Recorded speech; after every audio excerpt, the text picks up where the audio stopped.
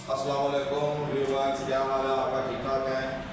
मेरा नाम ज़ेब हसन, आप सब जानते हैं। चैनल का नाम है ज़ुहैब हसन 1375 और जो टॉपिक हम डिस्कस करेंगे वो टॉपिक है रिएक्शन काइनेटिक्स।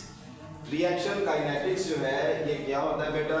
ये वो स्पीड है जिसके जरिए कोई भी रिएक्शन जो है वो रूनमा हो रहा है। इसकी डेफिनेशन देखें, it is speed by which reaction take place. ये वो वाला स्पीड है जिसके जरिए रिएक्शन रूनमा होता है। अब रिएक्शन की स्पीड जो है वो तीन तरह की होती है।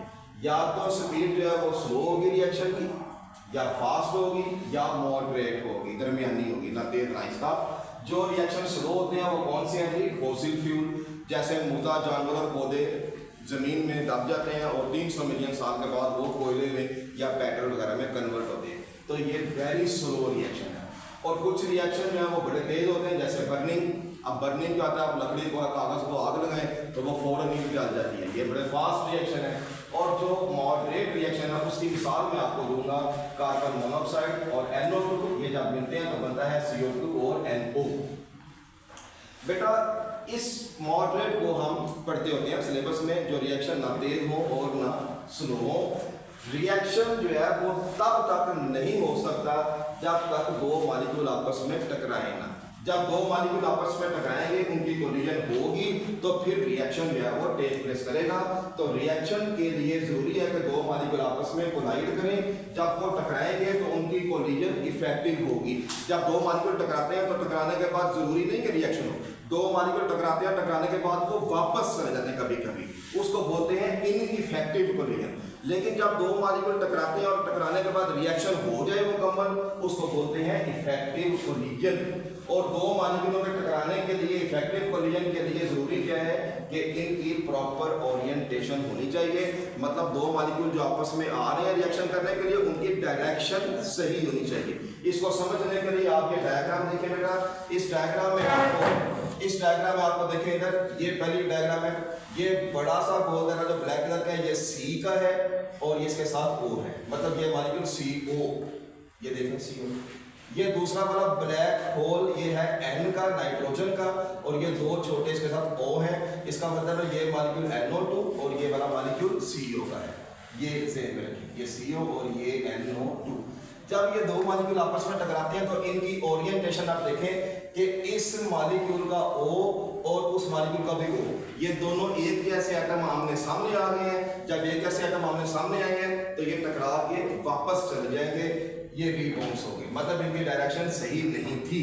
नीचे आप देखिए क्या हो रहा है, ये CO और ये NO2, इसमें क्या हुआ कि ओरिएंटेशन देखें, C के बिल्कुल सामने O आ गया, तो ये सही डायरेक्शन है। अब देखें इधर C के सामने O आ गया तो क्या होगा, ये कार्बन जो है इसका ऑक्सीजन अपने साथ अटैच कर देगा, तो ये बन गया CO2 और ये NO रह गया। मतलब इस वाले रिएक्शन में ओरिएंटेशन सही थी। ओरिएंटेशन सही होगी तो जो है वो कोलिजन इफेक्टिव होगी और इफेक्टिव कोलिजन के नतीजे में हमारा रिएक्शन मुकम्मल हो जाएगा, ये प्रोडक्ट बन जाएगा। तो जनाब ये था आपका टॉपिक। और इसके बाद है कि वो कौन कौन से फैक्टर्स हैं जो अफेक्ट करते हैं हमारे रिएक्शन काइनेटिक्स को, रिएक्शन की स्पीड को। तो सर ये देखें इधर पहला है जी number of collisions per unit volume, के कोलिजन्स की तादाद कितनी होगी। तो ये देखें इधर, अगर मेरे पास बीकर में कोलिजन्स जो है वो 100 है, मतलब अगर 100 मॉलिक्यूल हैं तो 100 मॉलिक्यूल आपस में जब कोलाइड करेंगे तो हो सकता है उसमें से 40 ऐसे हों जिनकी डायरेक्शन सही ना होगी, लेकिन 60 मॉलिक्यूलों की तो डायरेक्शन सही होगी ना, ओरिएंटेशन, और उनकी कोलिजन सही हो जाएगी और रिएक्शन की स्पीड ज्यादा हो जाएगी। लेकिन अगर कोलिजन्स की तादाद, नंबर ऑफ कोलिजन्स कम है, अगर रिएक्टेंट्स के मॉलिक्यूल कम है, कोलिजन्स कम होंगी, तो कोलिजन्स कम होंगी तो इसका मतलब है उसमें से आधी इनइफेक्टिव और आधी इफेक्टिव, हमारी स्पीड कम हो जाएगी। अब आप यहाँ पे देखें कोलिजन फ्रीक्वेंसी।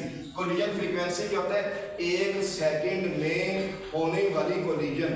अगर 1 सेकंड में 100 के करीब मॉलिक्यूल कोलाइड कर रहे हैं तो वही बात है, कुछ इनइफेक्टिव होंगी लेकिन ज्यादा इफेक्टिव होगी, रिएक्शन की स्पीड बढ़ जाएगी।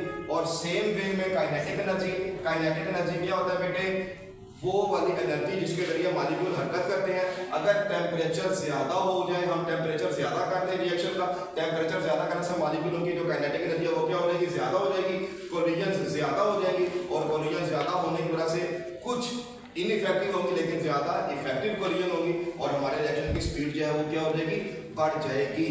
तो रिएक्शन की स्पीड को बढ़ाने के लिए ये 3 फैक्टर्स हैं, ये हमने आज स्टडी किए हैं। बाकी एक फैक्टर रहेगा वो मैं आपके साथ कल शेयर करूंगा।